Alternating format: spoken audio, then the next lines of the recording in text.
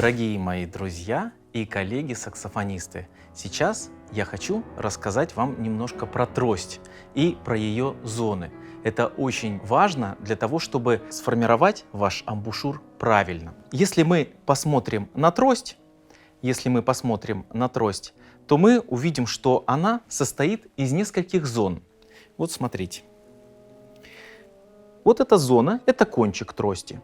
Вот мы ее условно помечаем вот так. Не очень ровно, но примерно вот так. Дальше следует средняя часть. Вот где-то условно вот так.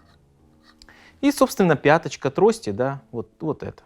То есть у нее условно 3 зоны. Вот смотрите, если ваш амбушюр, если ваша нижняя челюсть и нижние зубы попадают вот в эту зону, да, вот в третью, вот в эту твердую, она даже вот она прям даже звучит так, то ваш звук будет очень резкий, очень яркий, а может его вообще не будет. Да? То есть вот здесь это надо слышать, вы это всегда услышите. Если ваш амбушюр, ваша нижняя челюсть и нижняя губа попадает вот в эту зону трости, то ваш звук будет слишком мягкий или такой зудящий. Вы это тоже услышите, в нем будет не хватать яркости. Оптимальной позиции постановки нижней челюсти и нижней губы амбушюра будет вот эта зона. Именно в этой зоне должна балансировать наша нижняя челюсть и нижняя губа. Вот так, вот здесь. Как определить эту зону? Почему она вот именно здесь? Это та зона, где мундштук и трость вот начинают соприкасаться. Вот если мы видим, здесь идет такой подъемчик, потом раз, все. Вот это примерно вот эта зона стыка трости и мундштука. Если у человека неправильный прикус и челюсти расположены вровень, то если этот саксофонист поставит верхние зубы стандартно 10-12 мм, да, условно, зубы на мундштук, то нижняя челюсть, она сместится ближе к пятке трости. Саксофонисты с неправильным ровным вот таким прикусом, они ставят верхнюю челюсть стандартно вот сюда, верхние зубы стандартно вот сюда, и тогда у них нижняя челюсть смещается вот в эту мертвую зону трости. Здесь трость не звучит, она не может здесь вибрировать, она не обладает эластичностью в этой зоне. Поэтому если у вас неправильный прикус, да, то скорректируйте, пожалуйста, ваше положение верхней челюсти чуть-чуть ближе к краю мундштука. Насколько, это зависит уже индивидуально от физиологических особенностей. Настолько, чтобы нижняя челюсть и нижние зубы попали в правильную зону, вот сюда, в правильную зону трости. И тогда у вас будет сбалансированный звук. Если у вас очень редкая ситуация, или у ваших учеников или студентов выдвинута нижняя челюсть вперед, вот так вот бывает выдвинута нижняя челюсть, здесь очень сложно что-то посоветовать. Из моего опыта мне, сколько я встречал, не получалось полностью выправить звук, у меня не получалось ни разу.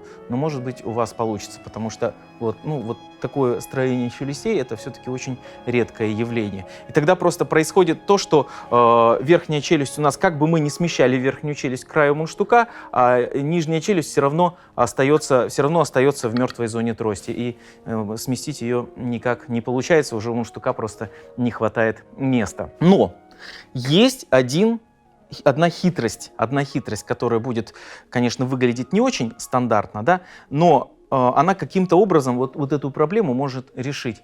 Это чуть-чуть изменение угла наклона головы. То есть обычно же голова у нас прямо, но мы ее можем чуть-чуть изменить. Вот и смотрите, вот у нас будет такая ситуация получается, неприемлемая для нас. Но если мы чуть-чуть вот так вот сделаем, чуть-чуть наклон головы, то тогда она улучшается, и нижняя губа, и нижняя челюсть попадает более или менее в ту зону, которая нам нужна. Если вы неопытный преподаватель, молодой преподаватель, саксофонист, или, может быть, вы вообще не саксофонист, а кларнетист, как это очень часто бывает в музыкальных школах, и у вас ученики со стандартным прикусом, не поленитесь, возьмите, пожалуйста, линейку и отмерите 10-12 миллиметров от края мундштука. поставьте там риску, вот именно эта зона и будет. Вот отмерите эти 10-12 миллиметров, возьмите зубы ученика или свои и поставьте точно вот в это место. С головой только, конечно.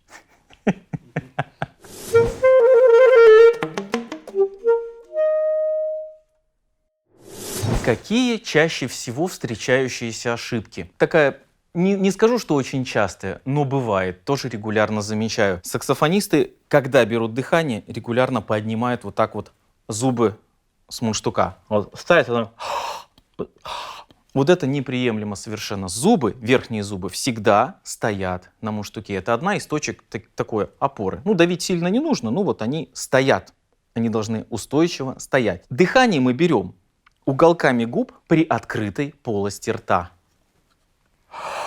Вот таким вот образом. И при игре никогда верхние зубы не гуляют и не поднимаются с мундштука и с наклейки. Вторая распространенная ошибка, она более распространена, это то, что саксофонисты, особенно на начальном уровне, не держат подбородок.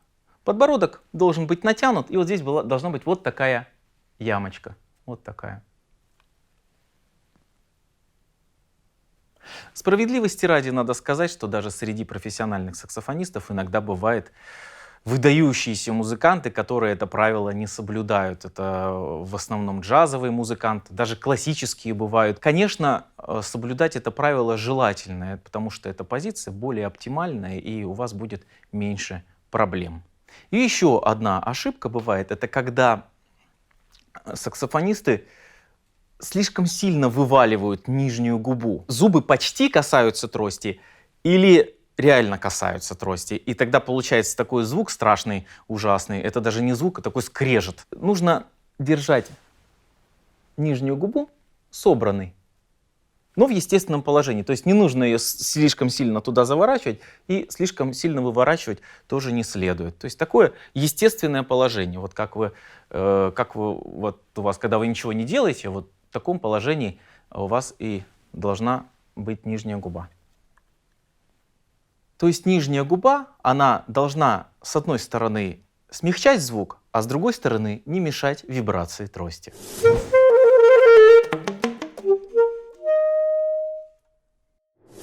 Как правильно заниматься на первом этапе? На первом начальном этапе занятия должны быть непродолжительные и такие ситуативные. Как я уже сказал, не спешите, не берите саксофон. Потерпите чуть-чуть, 3-4 дня, пусть он лежит и вас ждет. Возьмите эску, мундштук и трость и занимайтесь на них. Занимайтесь ситуативно. Например, 5-10 минут вы поиграли, потом сходили погуляли или сделали свои дела. Потом снова вернулись, потом снова погуляли, снова вернулись, снова погуляли или там чем-то занялись. В общей сложности старайтесь, чтобы общая сумма занятий достигла, ну, например, часа. Ну, это даже очень-очень хорошо. Но отрезки сами не делайте большими. 5-10 минут этого будет вполне достаточно.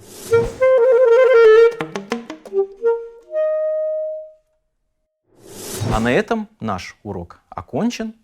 Я желаю вам всегда хороших тростей и успешных занятий. До новых встреч!